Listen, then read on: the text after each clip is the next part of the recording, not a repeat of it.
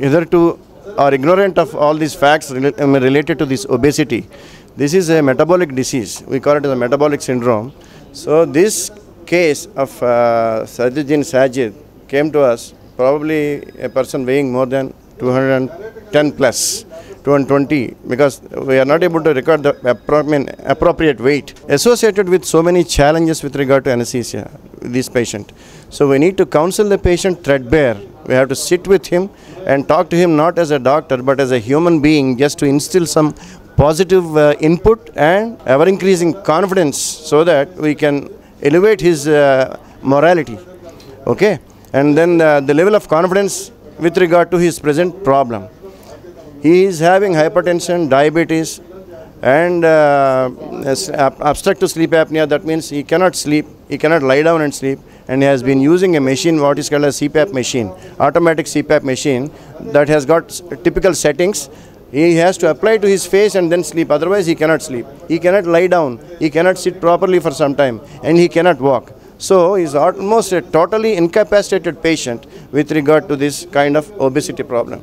That case we have taken up for anesthesia. It's really challenging, even though it is said very clearly, it's a bottom line, that no procedure on the face of earth related to the medical field is safe.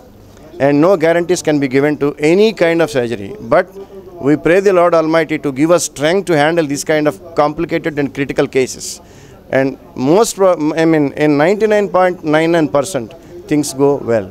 Yeah, this is called a laparoscopic sleeve gastrectomy. This is a procedure done to reduce the body weight. So we call it as a body mass index. Okay, weight in kgs by height in square meters. We call it as a body mass index. When the body mass index is more than 20, we call a little bit obese, but it's more than 40, 50, we call super obese and morbidly obese. So this is the laparoscopic sleeve gastrectomy is done to reduce the weight for this kind of super obese or morbidly obese individuals like this patient. Discharge all depends on how the intraoperative course, how he takes up the anesthesia related challenges, and then the implications that are being involved in this kind of surgery. But usually we devised in our hospital a protocol to optimize all the health related issues like comorbid conditions, we call them, like diabetes, hypertension, obstructive sleep apnea, and all the associated lung complications associated, because the heart has to pump against a huge mass when compared with the normal individual of the same age with a lesser weight. The heart also gets strained. We take a cardiology evaluation clearance, pulmonology clearance, after taking endocrinology references, because we need to measure the thyroid status, his hormonal status, like serum cortisols and all. We do all these kinds of investigations to optimize his condition to take up the given anesthetic challenge. After the surgery, I prepared him with consequences which are not to be explained, because this is a kind of morbid, obese individual. He can throw any challenge to us at any given point of time.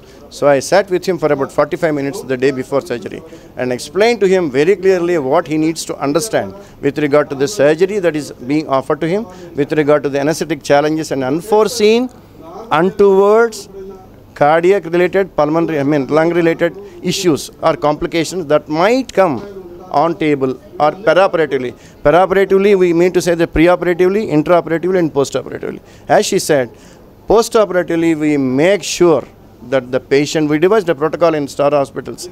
We devised a protocol that patient will be made to sit once he is out of anesthesia.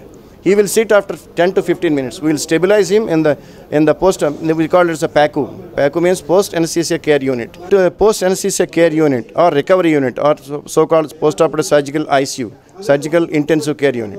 We stabilize the patient there like Sajid. We give all various medications to stabilize his lung conditions or heart conditions or blood pressures, whatever parameters that are need to be stabilized in the post-operative post-anesthetic care unit, we stabilize them. And the issue doesn't end there. We make sure that he walks. This is really a challenging situation for the anesthetist. We made him walk and he walked with assistance. We make all the patients in our hospital, we make them sit comfortable. Once we are satisfied that he is maintaining his parameters like oxygen saturation, blood pressure, everything, heart rate, everything okay, without much strain, we make sure that the patient walks. Why? Because when he sits for a long time or when he sleeps on the couch, if we allow him for longer periods, the blood gets pooled in the lower extremities, and that might produce some lung-associated or cardiac-related complications. We don't want them to happen. Sajid walked post-op day, immediately after surgery, after 2 hours. This made us very, very happy. And we are thankful to the Lord Almighty for having given us this kind of opportunity to serve a patient of that caliber nicely.